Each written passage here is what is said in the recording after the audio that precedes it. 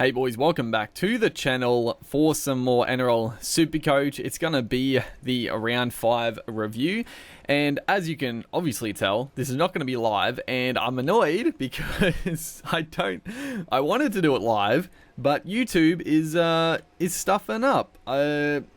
I've tried for the last hour. Well, I just kept going back to YouTube to see if it would work. I thought to start with it might be my internet was playing up, but definitely no internet issues. It's just YouTube will not let me go. Won't let me go live to start.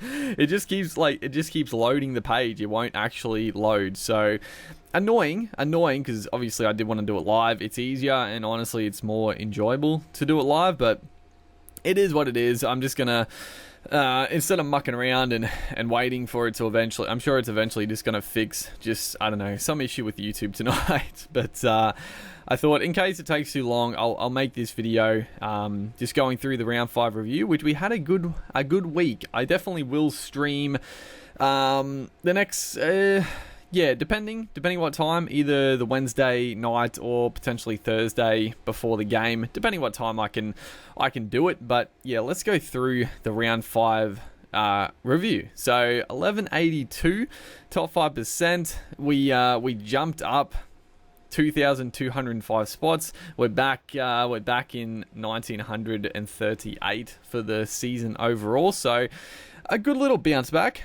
I'm just like, man, I keep just thinking, if only last week we got the captaincy. And again, I'm going to complain about the captaincy. This week I got it, but it's still bullshit. I hate the captaincy feature in Supercoach. I've been banging on this drum for years, and it just frustrates me that they haven't looked at changing the way the captain system works, because this week, it all came down to the captain again. It worked out in my favor this time, but if the opposite happened, if my player went badly and one of the other popular choices went off, then my week would have been terrible. So, and I feel like this year it's been worse than usual, just because it seems like the scores have been really up and down. You know, Pappenhausen, he got his big 193, and the week before he got 100, so a couple of good weeks, but this week he got like 30. Tedesco has been very up and down. Nico Hines has been pretty consistent, but last week obviously a bit of a shocker, and you couple that with Pappenhausen getting 193. It's just, I don't know, this year especially for captains, it's been do or die for your team, which is, I find it so ridiculous. I find it so nonsense that pretty much your whole season comes down to if you're lucky with the captain option. I find it such nonsense. But let's go through the team. So Harry Grant, 79. He did get downgraded. It was annoying because I'm happy. I'm definitely happy I brought in Grant, and I always was. He looked really good. The Storm were obviously well on top, so unfortunately he got rested for like the last 10 or so minutes, which was, I knew it was happening because Brandon Smith was off the field. Smith hadn't played many minutes at all. I was looking at the score and I'm like, oh man, Grant is going to go off here. I was just hoping that he'd get one more little attacking stat, but he was on 90 and then it dropped down to 79. There were a lot of updates this week, which I don't know. It was a weird week for scores. And then Tom Starling, 58, looked really good. Now obviously I didn't play him against the Storm. You know, we'll talk about the reserves. That was probably the biggest well, there's two big letdowns, but picking the right reserves was definitely a pain this week. And shout out to the boy that was ripping me last stream, telling me you're a fool for getting rid of Randall over Starling. And I mean, I couldn't believe so many people. Well, there was a couple, but one guy in particular just wouldn't stop about getting rid of Randall. I'm like, Randall is not good. I'm sure he made a little bit of money because of that 60 last week, but he played the full 80. He bombed a try, which I couldn't. I was laughing about that. But he got, I don't know, he played the full 80, got like 40 points or something like that. He's obviously going to make a little bit more money, but Starling is just the better option. I didn't play him this week, but Starling is definitely a guy that I will be looking to play most weeks. He just has that upside, so I'm happy I stuck with that.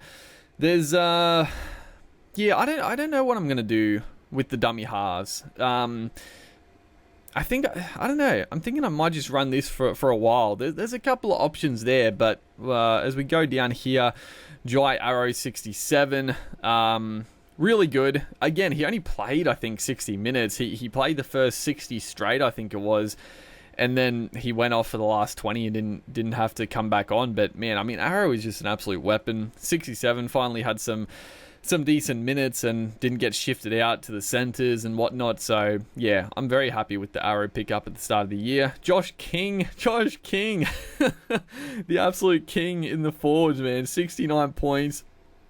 That beautiful offload for a try. I mean, oh man, it was so good. That Storm game, I was loving it. Grant was killing it. Josh King was on fire. It was beautiful to watch. 69 points. He's averaging 60 for the year. I mean, I like last week I was looking at it like, King, I'll probably, give him another couple of weeks and then try to trade him out. But honestly, at this rate, I'm like, why would you trade him out? He's playing big minutes. Now, obviously, the attacking stats, they're not going to keep happening, but he's a really good player. Really, really good player. Playing huge minutes. They're using more Grant as that impact player now, which is nice. And also Solomona as an impact player. So King starts at lock, plays 30 minutes or 25, 30 at lock. Brandon Smith comes on. Solomona goes off. King goes into the front row, or, sort of interchangeable, lock and front row, Smith or King, whoever, I guess, goes there per se. And then King plays another huge amount of minutes. It's unreal. And I do think, I mean, honestly, the only player, there's two players, I talked about it last time, but Payne Haas and Isaiah Papali'i. Now, I'm definitely wanting Papali'i. He's just, man, he's too expensive though at the moment. And Payne Haas is obviously, I mean, probably going to be suspended for the next 2 games. So, people that didn't have him are pretty lucky in a way.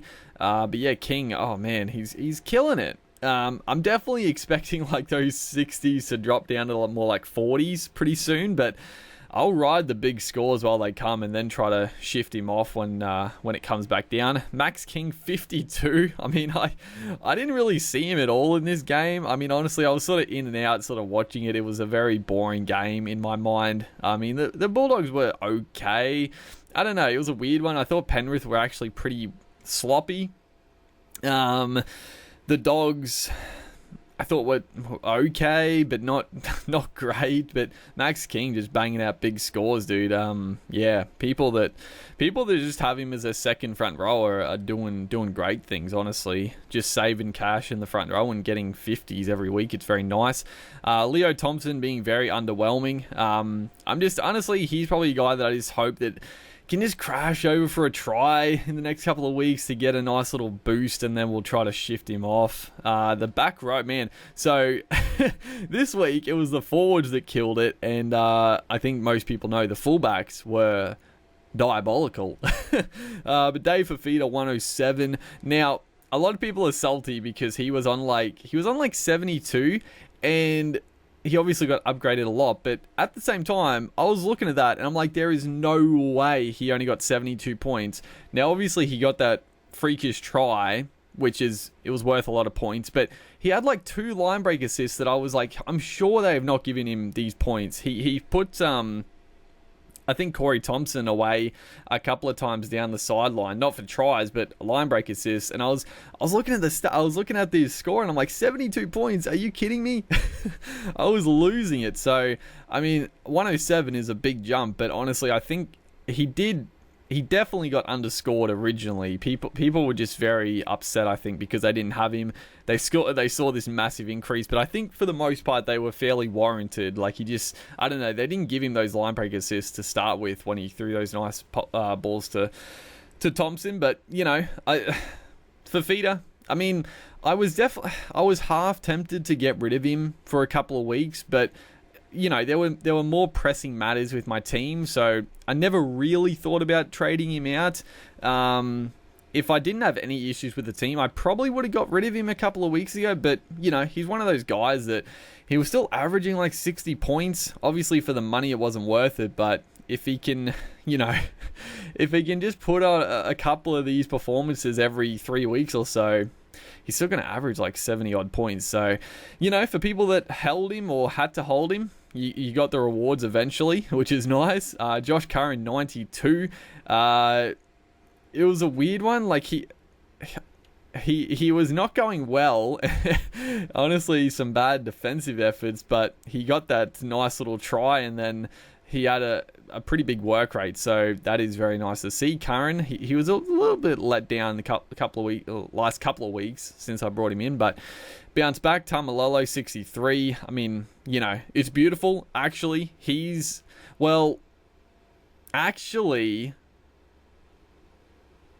yes, I'm looking at this. Now, Tamalolo, he pretty much has to move into the front row, but I was looking at, like, who am I going to get rid of? And I think Leo Thompson, and there's another Knights back rower who I'm not, like, that keen on, Brodie Jones. We'll talk about it after I go through the team, but, yeah, I think that might be the shout. Talakai, 59. So obviously I brought him in for Eli Katoa, and I'm pretty happy with it. I had the choice between him and Fermor, and I guess I could have shifted and brought someone like a Lomax.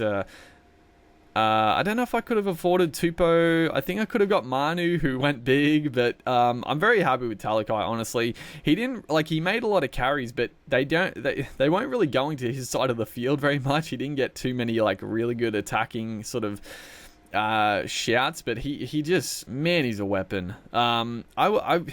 Unless he comes up with a couple of really poor games defensively against a good center, I just can't see him getting dropped. And I mean, having that just sealing the floor as well. Like I would love to have him in the center wing rather than second row, but you know, I think he was a good pickup. He was a good pickup.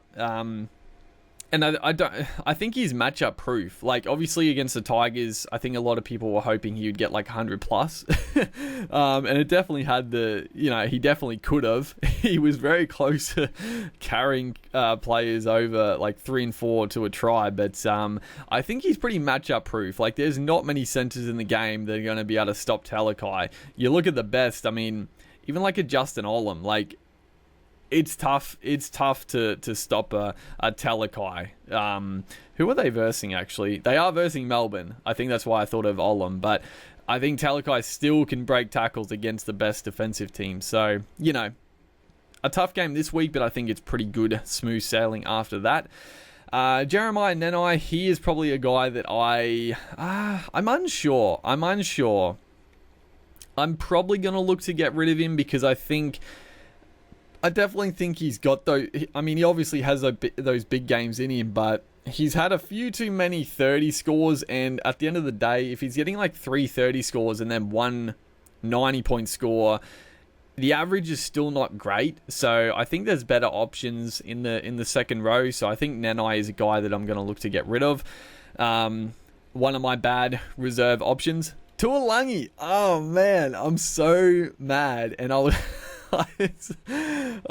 was almost way madder because again, he copped a big shot from goddamn Hemlin Ueli, and I thought he was gone. Like, I didn't think the head knock, I thought more his shoulder. Like, it looked like the whole game he was holding that shoulder again.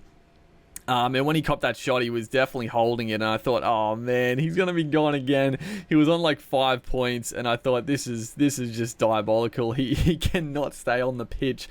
And once again, I played him as a reserve. He got 38 points still. He came back after half time. He is, man, oh man, he is a player. Like, he didn't get any footy in this. Like, he didn't get the chance to run at all. The Tigers are atrocious.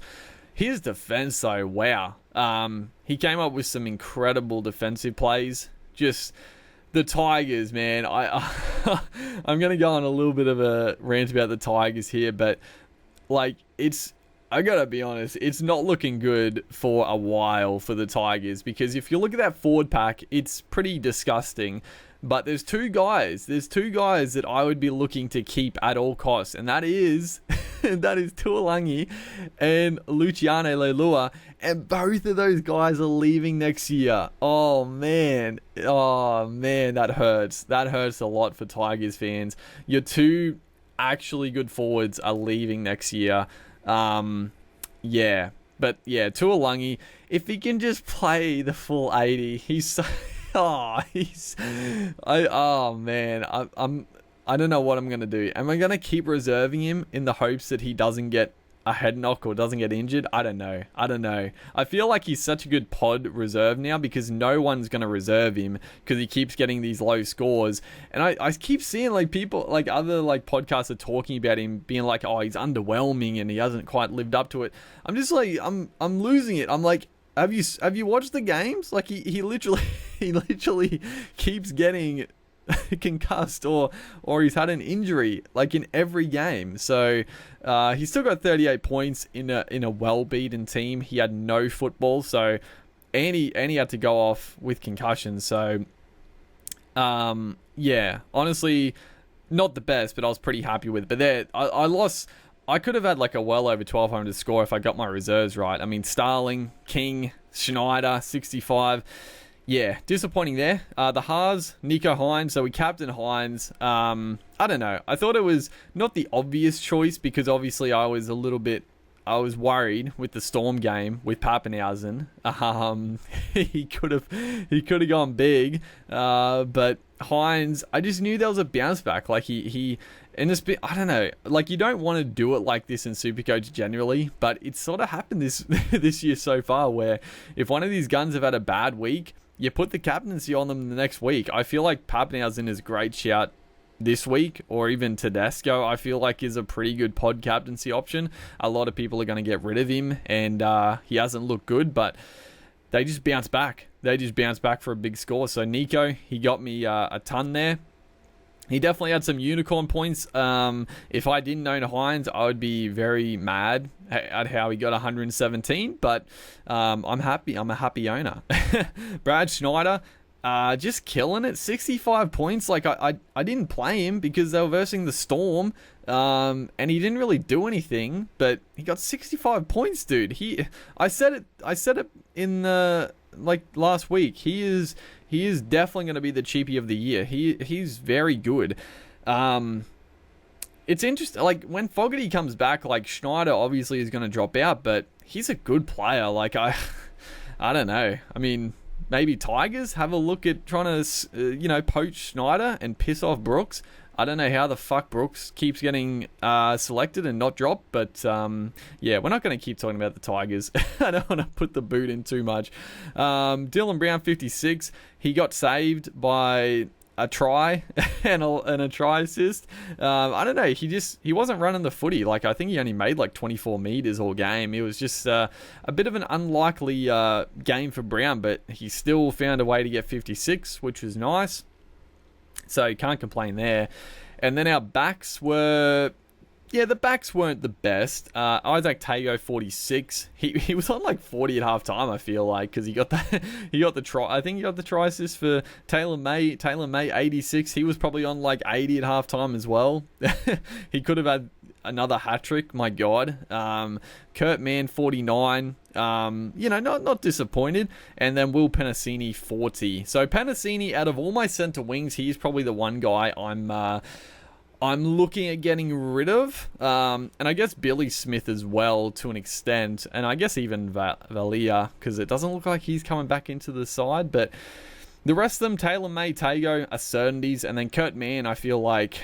I mean, maybe Kurt Mann is also a guy I could look to move on. But we'll see. There's definitely some good options in the backs. And then the fullback, so James Tedesco, and this is where I was worried because I obviously put the vice captaincy on Tedesco, so I couldn't captain Pappenhausen. And that was obviously very worrying for me, but it worked out beautifully because Pappenhausen got 39 points. He got 39 points with, I think he got a try.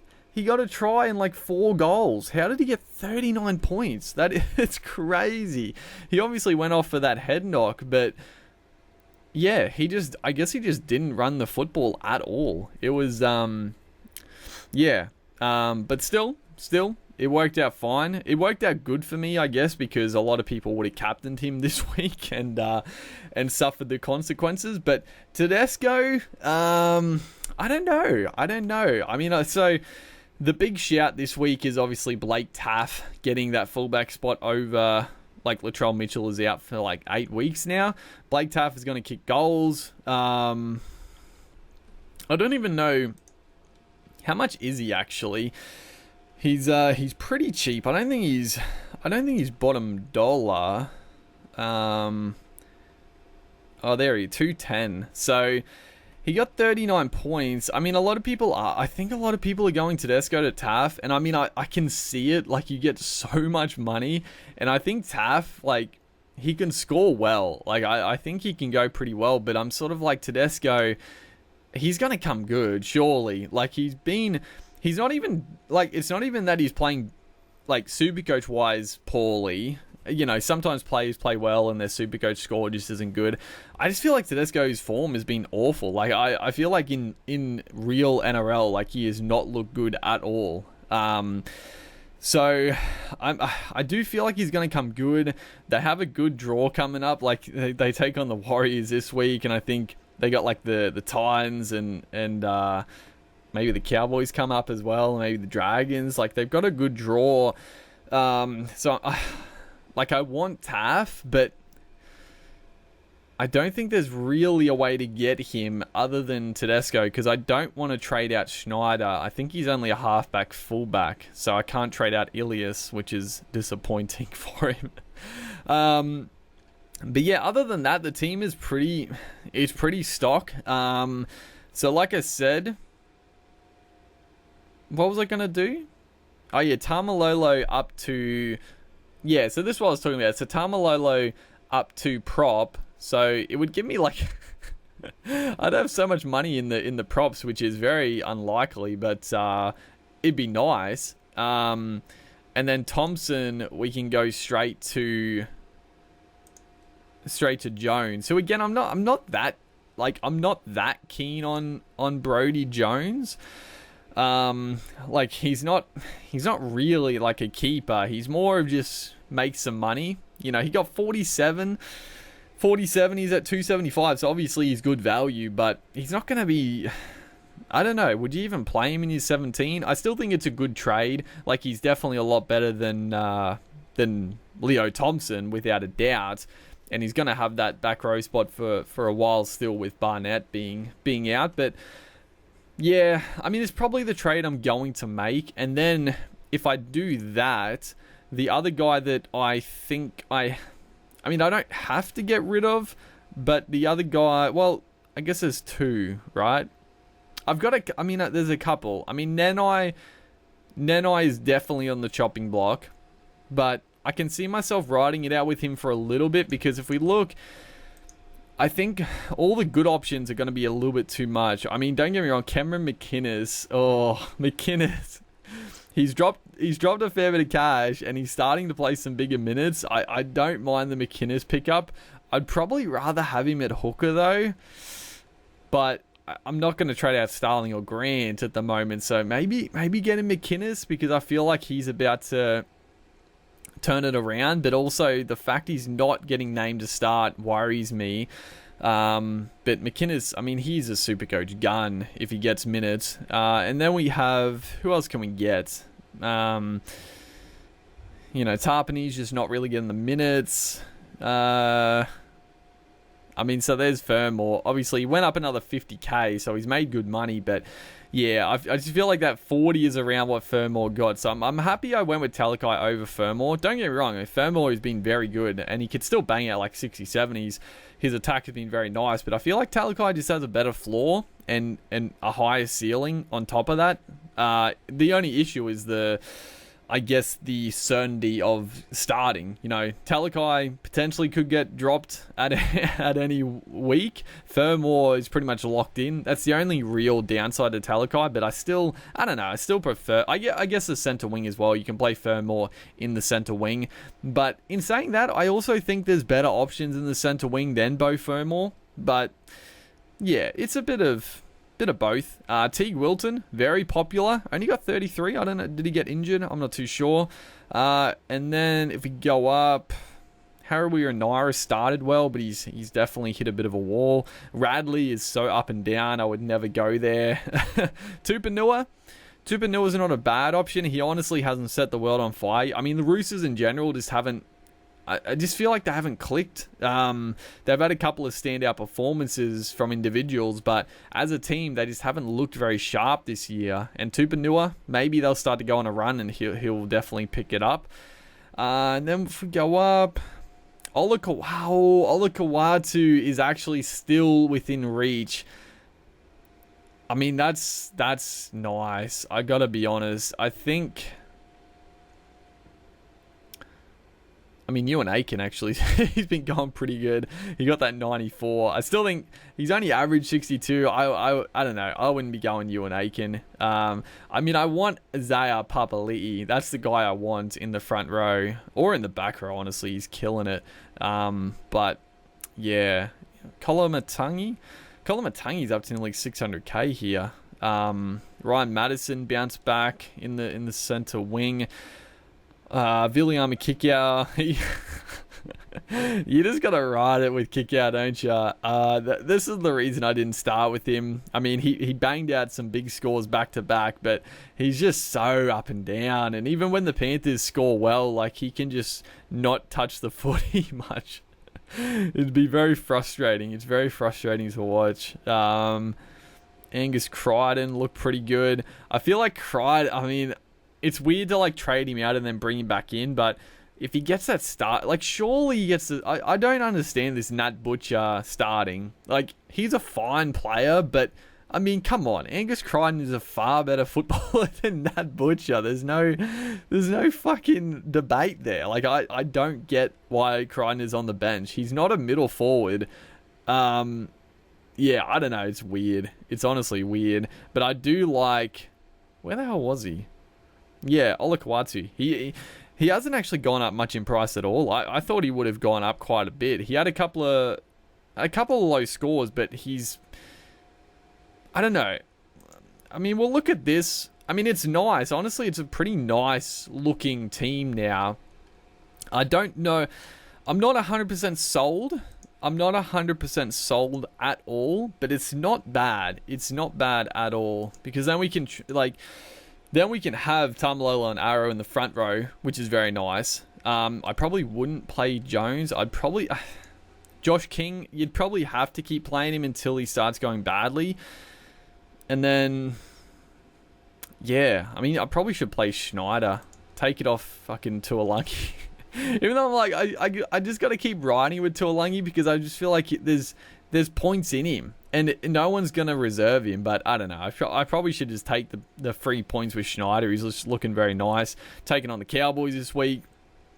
That looks a pretty good team, and I have a lot of depth. Like, even, I mean, I got to play Starling, actually. So probably, I don't know, maybe take it off King this week. Maybe King is due for a low score. Starling, Talakai, Schneider, Pappenhausen. It's not bad. And probably Captain Pappenhausen. That looks pretty good. The only thing is that, I don't know. I mean, the rest of the team, the back line, we'll have a look at, let's just, yeah, okay. Well, we'll use it. I was just looking to see if it does cancel it if you don't actually use it. But let's have a look at the back line for a second. So yeah, Joey Manu. Actually, maybe I could have afforded him. I don't know. He's gone up 86k. He's been killing it. Dane Gagai is starting to come back down to earth a little bit. Sione Katoa is 600k now. Jesse Ramian over 600k. Good God. Thankfully, like, no one went Katoa or Ramian, but they've been on fire. Campbell Graham got 74 again, so he's been pretty solid. Ewan Aiken. Zach Lomax. I mean, don't get me, I definitely want Lomax, but I don't know. I don't know. Out of all these, I mean, Manu's too expensive. Sione Qatar, I wouldn't go because he's too reliant on tries. Jesse Ramian has looked really good, but again, too expensive this early in the season to try get these 600k guys. I feel like there's too much money to be made. I guess the one player is Cooler, right? So if he gets a starting spot, that's what could change up my trades. I might just keep Nenai for another week and just trade out like Penasini to Cooler, because obviously if he gets a starting spot, he's pretty much a must-have at that point. Like he's a good player to start with, but then he's going to get some good price rises. So yeah, depending if Cooler gets named. If he gets named, I'm probably not going to get Olakau'atu. I'll just ride Nenai. Hopefully he can get some attacking stats in the next game. I'll get Cooler. I'll save a trade boost, and then I'll look at. I could use another trade boost. Honestly, I don't hate doing that. We'll see. Honestly, it sort of comes down to team list, but that's the round 5 review. Hopefully, guys did well as well. I think a lot of people got around that sort of 1,000 to 1,100 mark, which is pretty solid. It wasn't the highest scoring round. Like, there was definitely some big scores, but like I got 1182 and it was still like top 5%. So it was a weird round. But yeah, hopefully you guys are enjoying the content. Make sure to like and comment, and I'll see you in the next one.